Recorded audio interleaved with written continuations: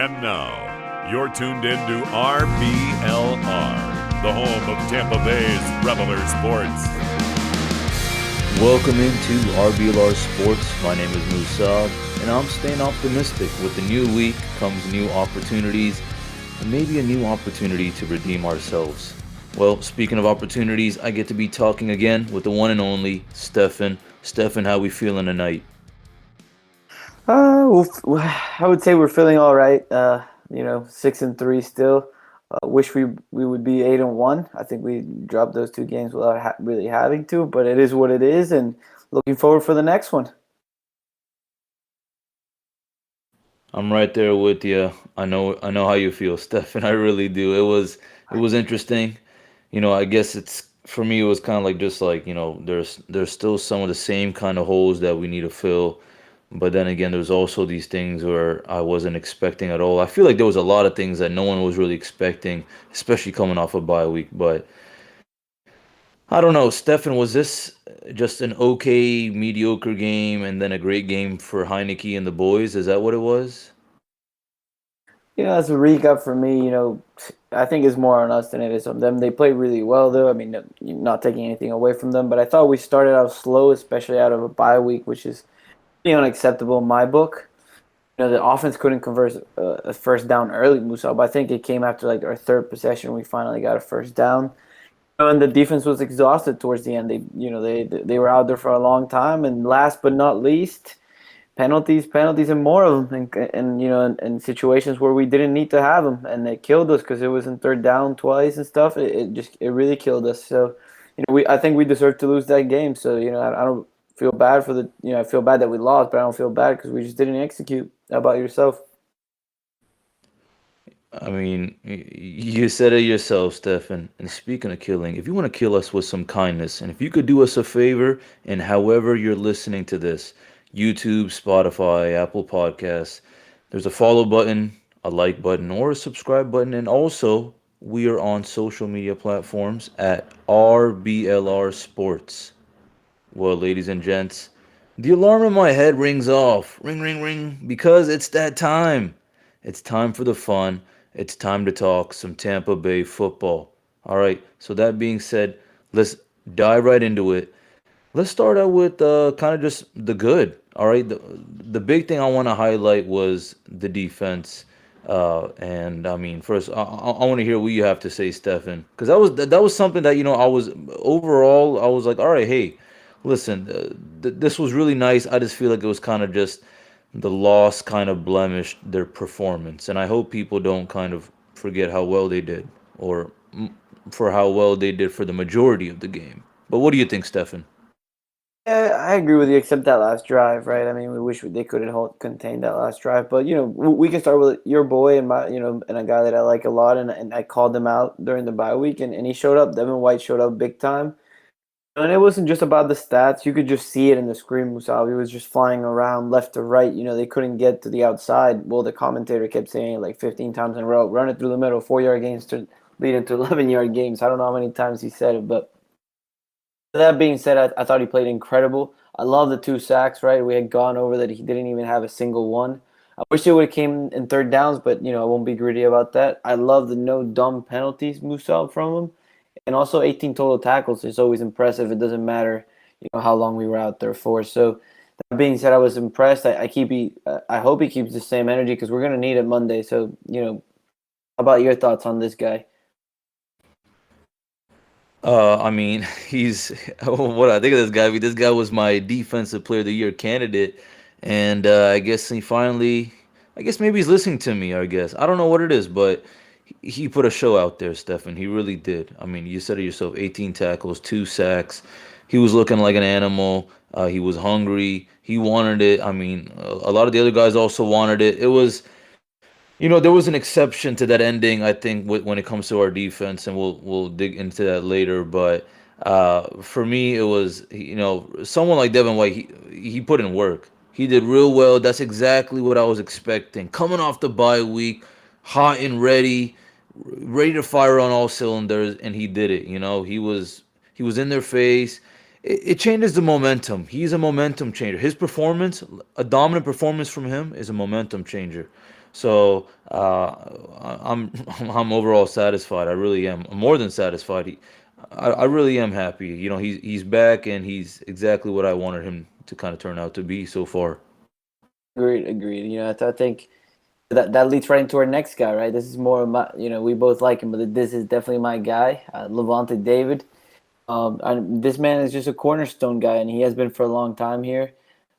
Just when we needed that kind of big play, Musaab, to finally get into the game, and shows up with another forced fumble and 14 tackles in there, which is very impressive as well. And I just think this is who he is. He shows up when it's time to show up, and both of them play great. So I really enjoyed watching Levante and Devin when they play like this. It's just very enjoyable to watch.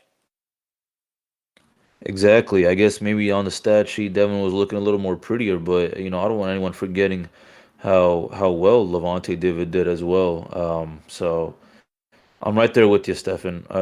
Definitely, this is exactly what I wanted out of them too. This was like the ideal game. You see a lot of articles that are saying, "Oh, if only Taylor Heineke can play like this every single game." Well, I'm thinking when I see Levante David and Devin White perform like that, I'm thinking, well, I hope that they stay healthy and they can perform like this every single game. I agree. If this is the version we're going to get from these guys, Musaab, we're in good hands. Move forward, at least. Let's move into that secondary, Musaab. There's a guy here who made our list who also played very well. Winfield. What a game for this guy. He always seems to be at the right spot at the right time, right? He got that recovery for the fumble. 11 tackles, 7 solo, and 2 tackles for loss. I mean, incredible stuff from him. What do you think about his performance? I know he started a little bit quiet, to start the year. Also, he got concussed there, so it's not really a fair argument. But he's picking up some steam here. Slow start, yeah, concussion, and then bye week, exactly like D White and even David coming off the bye week hot and ready. And this is why I mean he's our starter. This is why he's our guy. This is what he does. He's finally warming up now. He was looking real good as well, and definitely want to give him a shout out as well. And it's this is exactly what I was. This is ideally I wasn't holding him to too many expectations because I mean you're coming back. There's a lot of things to adjust with and kind of learn and all that. The chemistry is kind of off the charts right now, up and down, here, there, everywhere when it comes to the DB unit. And I wouldn't blame him if it was a little bit of another slow start, but he showed out as well for what I was expecting. He exceeded my expectations. He did amazing, and again, I'm really happy. Those three guys, Stefan, are basically were the trio of the night when it comes to our defense. And I mean, not that I want to single out anyone else, but um, uh, that's really it. I mean, this is these three guys, a few more other guys, and our I offense want stays kind of to. high. Yeah, we make some changes here and there. Just a few kind of maybe three guys more who show out on defense, three guys more on offense who show out, and we'll be looking real hot. And these kind of games won't be an issue for us at all. I wanted to throw out there too, Musab. Mentioning potentially other guys. Give a nice shout out to our guy Whitehead. He also had a good game, and it's good to know when you have these two guys. Just as you have Lavonte and Devin playing linebacker, you got these two guys out there in safety.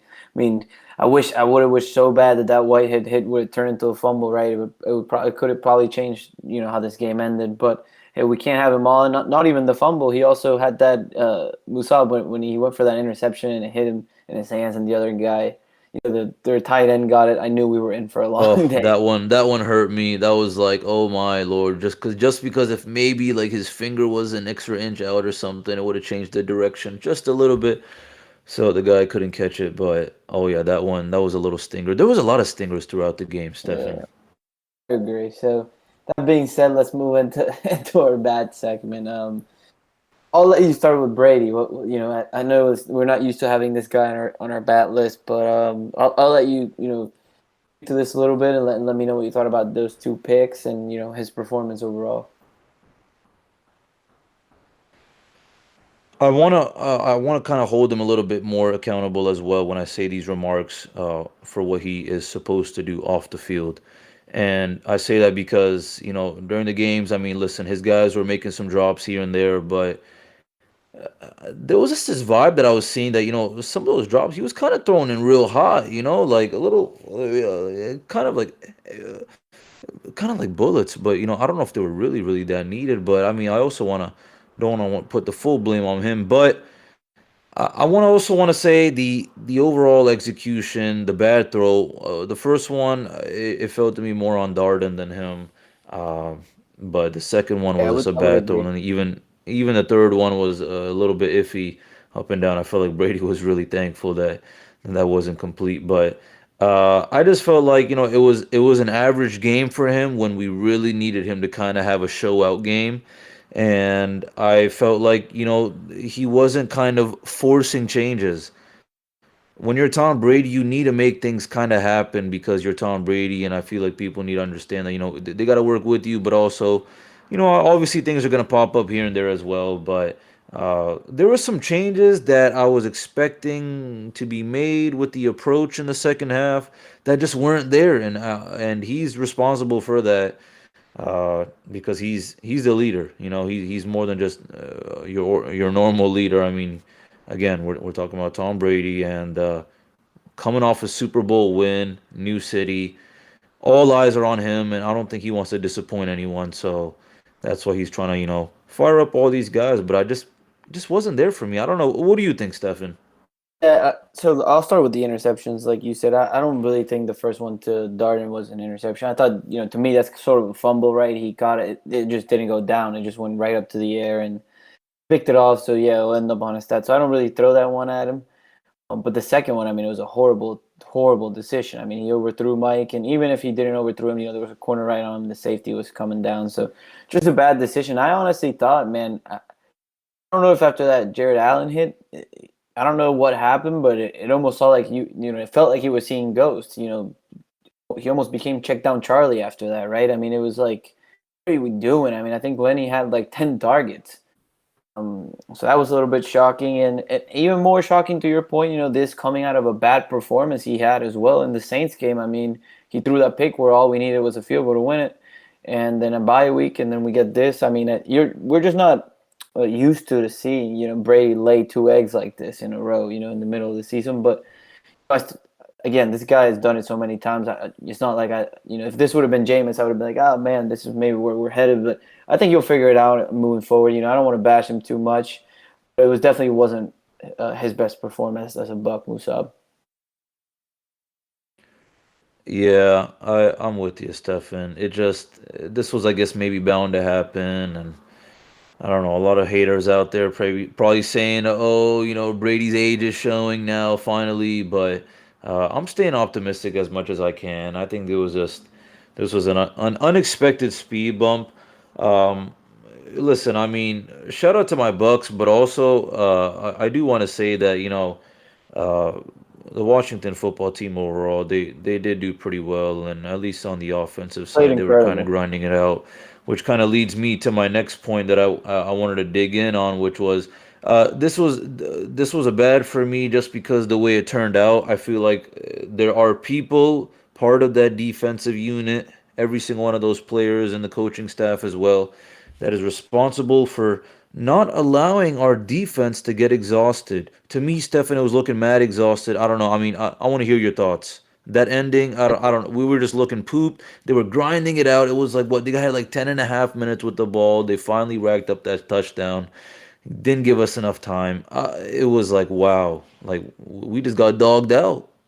Yeah, we did. And I'll say some things to this because I like that you bring up this point about the exhausted defense because let's just go right into the time of possession, right? I mean, the Bucks had the ball for 20 minutes and Washington had it for 39 minutes, so they practically doubled our time of possession. So there you go. I mean, I blame half of this defensive effort of them being super tired towards the end on the offense because the first quarter, we didn't score a point. It took us 3 drives to get a first down. So the defense was out there pretty much for the entirety of the first quarter. And the second quarter was sort of the same thing. And our offense didn't wake up to the second half. So, I mean, then you're expecting this defense to obviously they should listen, a 19 play drive, 11 minutes to your point, or something like that, 10 and a half, Musab. That should never happen.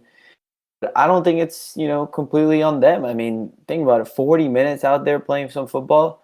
I mean, that's a lot of football to, ask a defense who's already hurt in the secondary. We also lost Sherman before the game. D. Delaney went out because of a concussion protocol.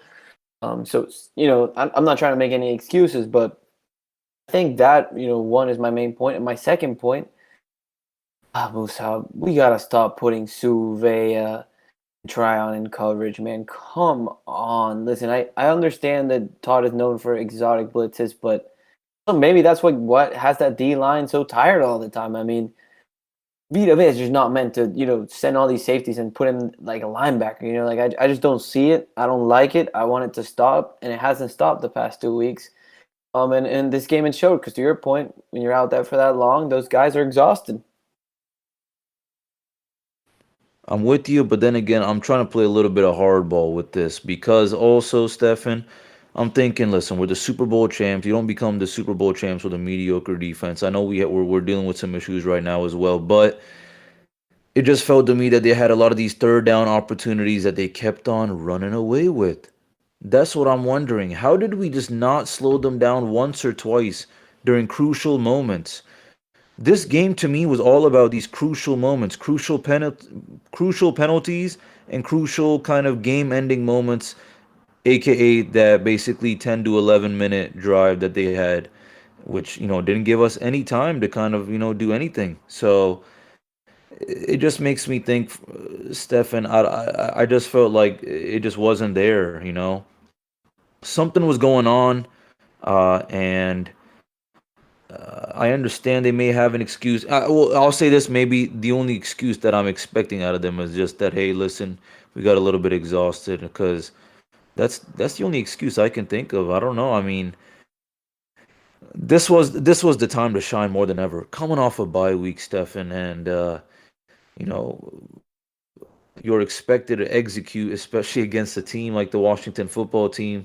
Not that they're just completely horrible, but you know who you are and you know who they are. So you're coming off a bye week. You got a bunch of weapons. I know you're still missing some, but you can't just let anyone just walk all over you. This was kind of a little walk over us with that ending, and this was firing up everyone except us Buccaneer fans. Everyone was happy to see Taylor Heineke, especially. That's what the story was. The Heineke story, beats Brady. He kind of gets his little revenge, etc., etc. So those are my thoughts, Stefan. I don't know, maybe that's just how I feel. I also understand how you feel, but it just makes me think. For me, it's just this is not who we are, and especially when we lose Musab, against a team like the Washington football team. I have to disagree a little bit there with you, because the record says this is who we are. I mean, we've only beaten the Cowboys, and now the Pats have a winning record. That's it. And we both know how those two games were, right? Right there towards the end. So I don't want to say this is who we are, but this is what we're putting on film a few weeks already. And it's extremely disappointing, especially when you let Taylor Heineke orchestrate a 19-play drive, taking 11 minutes to end the game. That's just pathetic. I mean, it's Levante David and Devin White played incredible, but I'd be pretty disappointed if that's how the game ended. I think all Bucs fan, and you probably as well, Musa, thought we were going to get that ball back for sure. There was no doubt in my mind we were at least going to get another ball back, regardless if they scored early. I just never thought we wouldn't get the ball back. That's what I was thinking. That's what I was thinking. I was thinking, all right, well, time to get the ball back. Time for Brady to do his magic, but it wasn't happening. So that's what kind of irked me a little bit. Agreed. But again, that leads us to Brady in the offense. Some offensive slips. I mean, how many drops were we going to have? That first to Lenny, he drops it. Then Johnson drops the third down. And you know what? Think about this. We won the coin toss, right? And typically we defer. And I think Bruce was probably thinking, it's a younger quarterback. We're going to get after him, so let's just make him have to play from behind. So we decide to get the ball first. And what happens next? O.J. Howard, false start. That's when we should have known this was going to be just not a day for us. And I don't understand, because O.J. Howard seems a guy. Are we ready to call this guy a bust, or what's going on here, Musaab? I want to get all your thoughts on this, because I just don't appreciate. We get the coin toss, the first play out of a bye week. The 15 first or first plays of each game are always drawn. Everyone knows the count. Everyone knows the first 15 plays. And this guy just goes off sides, 1st and 20 to start the ball game. It was just completely looking off again. I mean, as much as Brady's also responsible for all this, so are these wide receivers who were supposed to catch the ball, and it just there were just too many slips. There were too many accidents. It was kind of all it was spread across. So it wasn't like there was like one guy who was just having a really bad day or he just was just feeling off or whatever. It was just that no one was picking up on someone else's kind of mistake or something. No one was being aware that hey, we got to fix these things, or hey, enough with the drops. It just listen, it happens, I guess. And for me, it's just one part of this whole huge equation, Stefan. As to we have these random little doinks here and there every single game, and when we lose, it's because there are just too many. And for this game, that's what it was one of them. These offense slips, specifically these drops, these over even penalties, just the overall execution when it really mattered, Stefan, was just not there, and too many careless mistakes. Too many careless mistakes. I agree. You know, it was really disappointing, especially on offense. You know, I just don't want to hear any more Musaab that AB and Gronk are his favorite targets. This and that. Listen, you got two guys on the outside who are both Pro Bowlers, who are both have put 1,000 yards. With another quarterback, and even with him, almost I think Godwin almost did it last year, but Mike did it. I just don't want to hear the excuses. Braid's been good before. OJ Howard is supposed to be this great talent. There's no excuse for us to struggle like this against the 32nd or the last place ranked secondary in the league. I just didn't appreciate that with Musab. Um, Neither did I, and I mean, I also want to say just the overall kind of last quarter execution, along with executing just the plays properly, which were they got 42 of their 94 rushing yards in the fourth quarter, Stefan, and along with that, we had 43 yards in penalties. I understand that's a lot better than our other games, but they were costly, especially during a game like this. You don't want to just have these random errors for no reason. And they just got to us. Everything. Sometimes I guess it was luck for them, but sometimes they just took advantage of us just being careless, falling behind, making errors, or allowing the same error to happen again and again. So it was. I don't know, Stefan. I want to know where did we go wrong because we let them grind it out. yeah, so I think it's probably a three-parter. The offense, like I said earlier, struggled early. I mean, offense with this sort of caliber, it shouldn't take us 3 drives to get a first down. I don't think it should take us 3 drives to score 3 points. So that was pretty pathetic to start the game. So that's one of the wrongs. The defense was on the field forever, like we spoke a little bit earlier. But to cap it, to your point, combination of that, and I know 43 yards and penalties is not a lot, but it is stupid penalties, Musab. On that 19 play drive that they had towards the end, we had a 3rd and 8 where Golston offsides, and then we had a 3rd and 13 offsides. Well, now you become 3rd and short, which is where they want to be. And they got both. So that kept the drive going. And those, to your point, 43 yards is not a lot, but it is timely, costly penalties. Both of those that maybe we could have stopped them to 3, or stopped them and got the ball back. But no, they got first downs there, which is killer. And I wanted to add, Musab, to get your thoughts on this penalties stuff, because it's getting a little bit out of hand, especially when we're supposed to be this super team. So currently we're 6th in the league in penalties per game. We're 3rd in the league when it comes to penalty yards per game, and we're dead last in net penalties with 285 yards more than our opponents. Like, these three stats are just a recipe for disaster. Plus, we're turning the ball over the last 2 games. I mean, I don't know, Musab. Maybe did you see a little bit different where we went wrong, or kind of concur with this, or where are we going with this? Unfortunately, I have to concur with this. I mean, it's simple. We're allowing the same things to happen over and over again. It's different people here and there as well. It Veterans always too, feels which like is there's just good. every single yeah, exactly, every single game there's always just something off or a few things off. And when the offense is looking kind of high, they're having their slips as well, then you really want to make sure at least one of the parts is doing real good if you want to win this game. And the defense just also was having their errors as well. So it was definitely the equation for a recipe for disaster, because it was all over there. It was spread around. It wasn't too much. It wasn't like something that was super embarrassing. The embarrassing part was just that we just let them grind it out against us. That's what it really was. The fact that we didn't get this last quarter opportunity slash our execution, as we've been known for, Stefan, just wasn't there in the fourth quarter. Why do we keep letting this happen? These 3 quarter kind of games. I don't know, man. I wish I knew. I don't know. But I will say, I don't want to freak out a lot about it because remember last year we also started 6-3 and then we went all the way down to 7-5. So and we went on an 8-game winning streak and won the Super Bowl. So it's a long season. I don't think it's do or die yet, but as we move forward here, things we're going to talk about today, we'll consider this next game a must win. But before we get there, Musab, to wrap up this weird Nikki party that they threw on us, what are your biggest question marks after this last game? What is that doesn't keep you up at night, but as a fan that you're like, man, what is it that we got to figure out moving forward?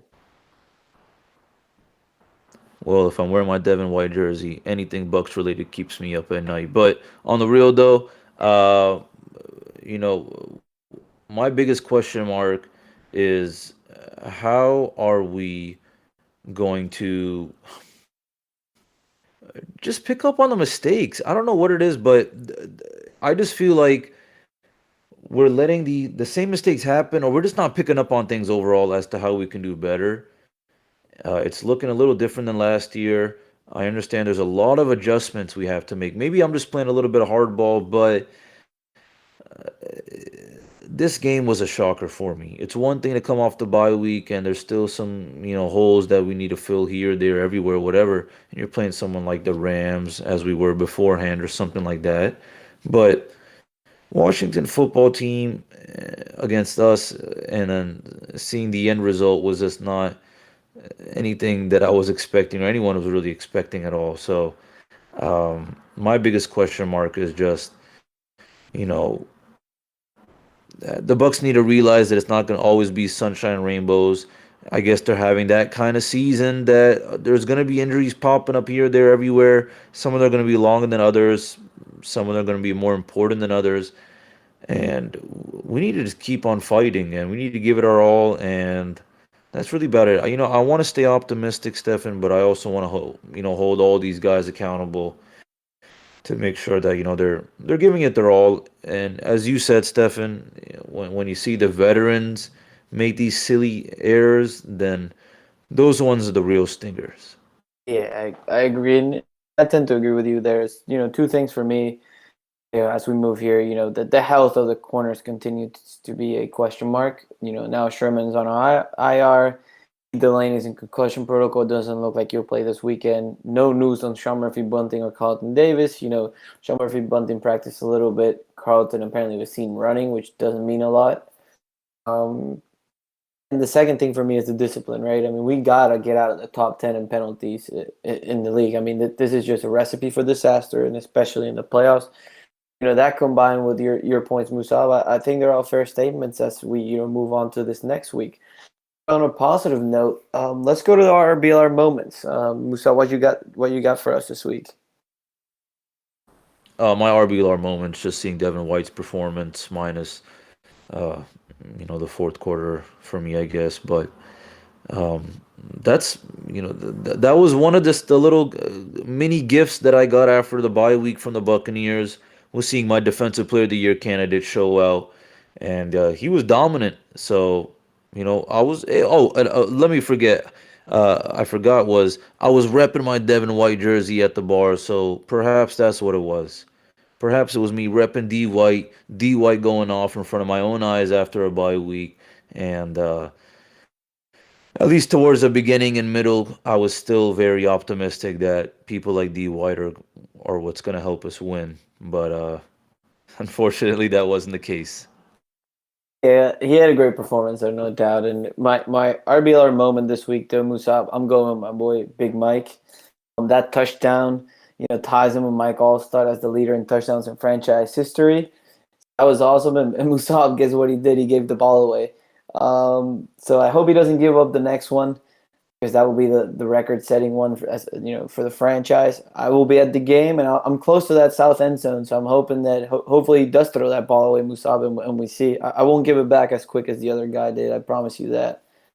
So that that was kind of my moment there. I think his teammates are gonna make sure that he doesn't give it away. They're probably as soon as he gets the touchdown or whatever, they're probably gonna like grab him or something or whatever, and be like, "Yo, don't give it away, bro. Like this is a special moment. Like hold it and run I away with it." I agree. I agree. So.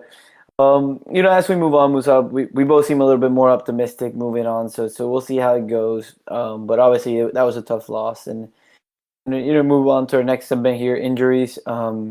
As we said, Sherman's out. No news on Bunting and Carlton. I hope Bunting can play this week, Musa. But he practiced all last week, so I'm hoping that another week puts him in a good place. Scooter was practicing some punt returning today, and it was out in practice today.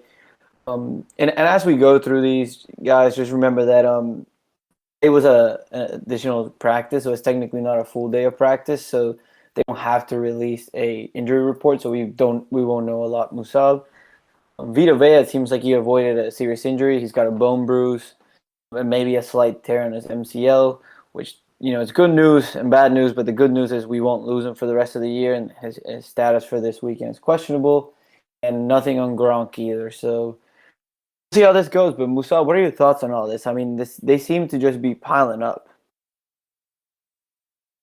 Yeah, unfortunately, they are piling up. Uh, we just have to work with what we have. I also feel like some of these things, as much as they're also piling up, there's other things that shouldn't keep piling up, but we're allowing them to. Okay, listen, I Agree. get that we have some backups here and there in our DB unit, for example. Okay, but we also need to make sure that everyone is improving every single game, and some improvements need to be more than others. And this is how it's gonna be. Listen, we're working with a lot right now, and overall the attitude and the atmosphere is not there, but it needs to be because yeah, these injuries are are here and there, or overall they're costing us the way I see it. I really do think so, and it's not nice, especially after a loss, Stefan, especially after a loss. I agree. Like, hopefully we can get healthier, but these are things, to your point, that we can't control. The penalties and everything else we've talked about so far today, we definitely can control. So we got to figure that out, and hopefully guys get healthy as they come. None of them are out for the year so far, which is great, but it'd be nice to start seeing them come back. Let's move on to the Giants preview, Musab. The Bucs are at home on Monday night under the bright lights, baby, and they haven't been home in over a month and played a home game, so it'll be nice to kind of get the crowd behind them here after a two game slump. They are 12.5-point favorites, which is a lot for an NFL game. I want to start by saying, listen, they have some weapons, Musab. I know a lot of people are up and down on the quarterback, but just to throw out there some weapons, you got Evan Ingram, Barkley, Kenny Galladay, Kadarius Toney's playing unbelievable, and they potentially got Sterling Shepard coming back. So, what are your thoughts on these guys? These are, I would consider these guys are a bigger threat than what we saw last weekend.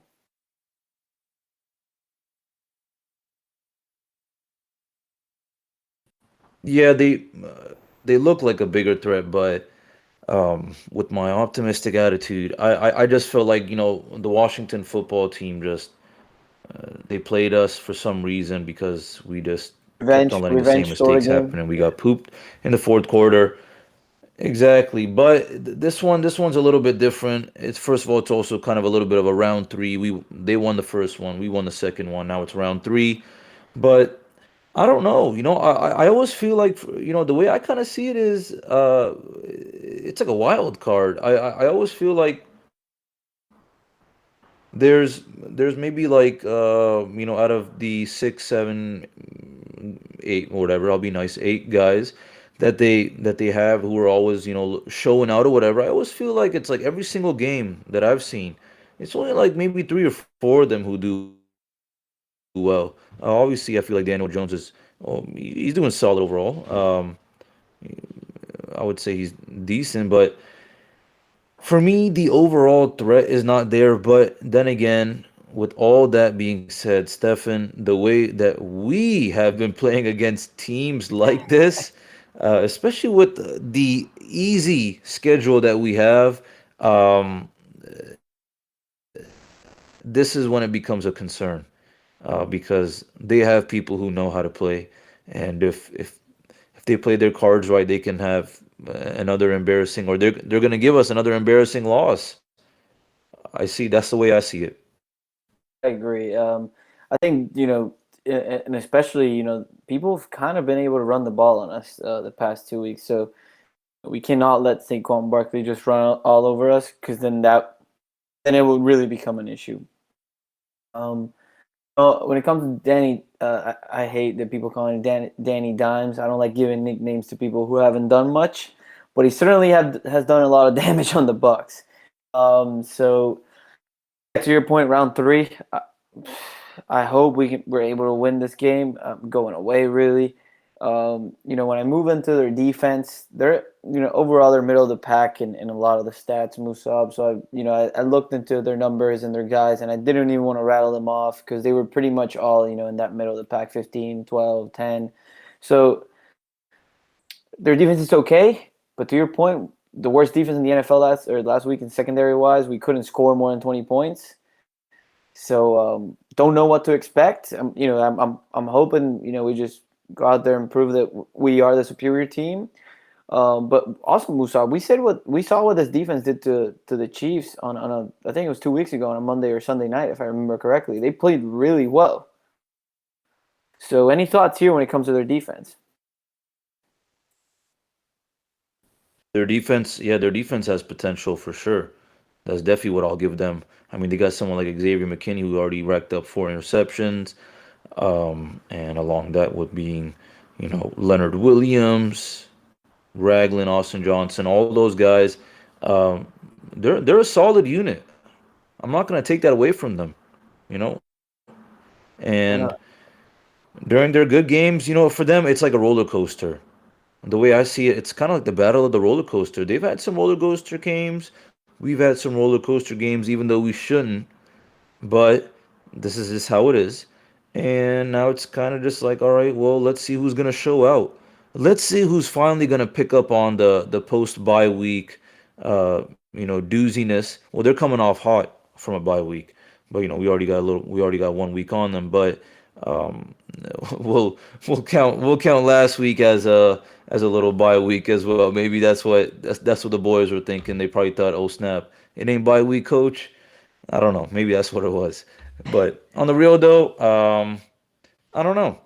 It it's a it's another wild card for me. I know I keep saying that. I don't want to dig deep on any of the guys other than Daniel Jones, who's been doing solid. But It's killed yeah, us, hoping Musa. Saquon Barkley doesn't. Yeah, exactly. So the receiving unit, if a few of them get hot, it could be a very scary because our DB unit is definitely not capable of being hot, or maybe they are. I mean, I guess they are, but I don't know if they're really actually going to be like that. So that's a scary matchup that I hope does not show up to the show. The receiving I unit versus our DB unit. agree, and to your point on Danny Dimes, I hope the third time is the charm, because I just can't, and us as fans, not I and me or you, just as fans, we cannot continue to see middle of the pack QBs Musab just torch us. I mean, it's kind of become a little pathetic. I mean, it's a trend. We all as Bucs fans know if we almost fear the backup more than we feel the starters, or the middle of the pack QB more than we feel the fear the Mahomes and that sort of thing. I mean, we beat Mahomes, Rodgers, and all these great guys, and then we live Heineke and Danny Dimes and Trevor, Simeon, and you just walk all over us. And by the way, Musaab, something that we haven't mentioned, and I wanted to get a little bit of your opinion before we wrap this one up. I mean, Danny Dimes can move, eh? He's not Lamar, but he can get outside the pocket, and we've seen what these guys do to us. I mean, Heineke moved a little bit out of the pocket. He looked great. Jameis was killing us running the ball before, he unfortunately got hurt. So this is someone that, you got to play a little contain at. I know he fell that one time when he was going for the 90-yarder, but, I mean, he still ran 90 yards. So, we got to keep this dude in the pocket and get to him early, or his legs also start to become a threat. Do you agree, disagree with that, or any opinion on that? I mean, especially when he goes against us, Stefan, he takes advantage of all those little slips that we have, or all the holes that we still need to fill. And for me, it just comes down to this is gonna be another dogfight. We scraped the win last year. We got embarrassed the year before that. So I think Danny Dimes is ready to put up a dogfight. I think the whole gang over there is ready to put up a dogfight, and it could be a hit or miss. We could absolutely dominate him. If our guys like D White, David, and our D line unit, show up and dominate him. Okay, maybe not give Danny Dimes that much time like we did to Heineke. Then I think we can end up winning. Well, I think we will end up winning that game. But if things happen and we allow him to have these opportunities as he's capable of taking advantage of, then it's going to turn out to be another mess, and maybe they might hand us an embarrassing loss. Hopefully not, Musaab. But let's move into some positive stuff here. Well, let's go Mr. Fantasy this week. We'll do Mr. Fantasy before our predictions. Musaab, this week I'm going to go with our guy, Tom Brady. 2 back-to-back rough performances by the GOAT, so I am not feeling a third. I'm going to predict he goes over 350 on the air and 4 tutties. It's Thanksgiving week. The weather's turning into that football weather, Musaab, and I expect him to be at his best on the bright lights of Monday Night Football. We want to hear any thoughts, and who do you got for us this week? Well, unfortunately, I forgot his jersey at another place, but in spirit, I'm all team Mike Evans. I see a lot of consistency, and at the end of the day, he always shows out for me. And no, I'm not biased because I do have him on my fantasy roster, but he's been phenomenal. This has been a great season for him so far. I don't see why a game like this should slow him down. Their defense is a potential threat to us. It depends on how we kind of execute. We keep dropping them, then yeah, they're gonna win it, of course. But if people like Mike Evans and someone else kind of has his back, or maybe another receiver, then we can run away with it. So Mike Evans is my fantasy guy. Love that. Love I love him, and I'll be there. And I hope he breaks the record, Musaab. It'd be beautiful for him to do it wherever he wants, but at home it would be awesome. Let's move into the game predictions, Musaab. I'm gonna start because I'm gonna go out there, Musaab. I'm heated about this. It's gonna be 41-13.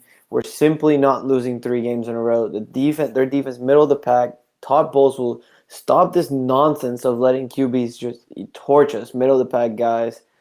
I think Tom Brady's going to lit up a fire on this team. I think we've been underachieving in a way. And I think I think it's time for him to kind of step in there, kind of how he did last year after that Chicago game, and let's get this thing figured out. So I think he'll lit a fire under this team. I think we'll crush him on Monday Night Football, making sort of a statement like, dude, enough is enough, and we'll win this game going away. 7-3 is in the horizon for our Bucs fans. Want to hear yours? Well, I can agree with the 13, Stefan, but I'm just gonna give them 27. I'm gonna give our boys 27. I don't think that we're going to be coming out that hot, Stefan. I really don't. Um, I think we need to be a little more cautious slash make some changes, and we're gonna have to test some things out, and that may mean that we have some doinks here and there. But that being said, I do think that we're gonna be definitely racking up points here and there. We're gonna be grinding it out. We're gonna be exhausting their defense, unlike ours, and we're gonna end up winning 27-13. Love that, Musa. Listen, we both got them covering and we both got them winning, so I'm sure our listeners will be ecstatic about that one. So, again, we want to thank our listeners for tuning in today. It's been a rough 2 weeks, but I know the boys will figure it out. We got a very good team. Listen, Bucs fans, if it would have been, if blindly I would have told you the Bucs would have started 6-3, none of us would really be complaining. We've been here through the rough time, so we'll enjoy the 6-3 as we have it, and hopefully get a win on Monday night. But we just want to thank you again for listening to us today, and if you could please hit that follow button at RBLR Sports on all our major social media platforms. We would really appreciate that, as well as like and subscribe to our podcast on Spotify, Apple, Google Podcasts, iHeartRadio, you name it, we got it. And that being said, Musaab, I'll leave you with the last word, my man. Thank you very much, Stefan.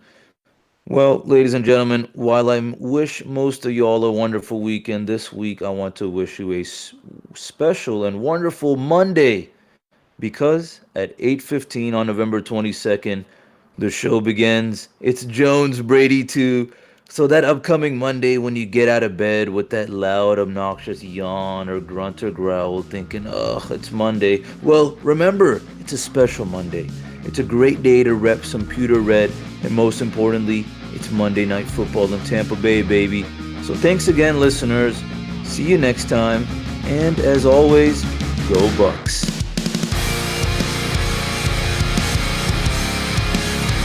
Thank you for tuning into this presentation by RBLR Sports. On your way out of the stadium, please remember to like and subscribe.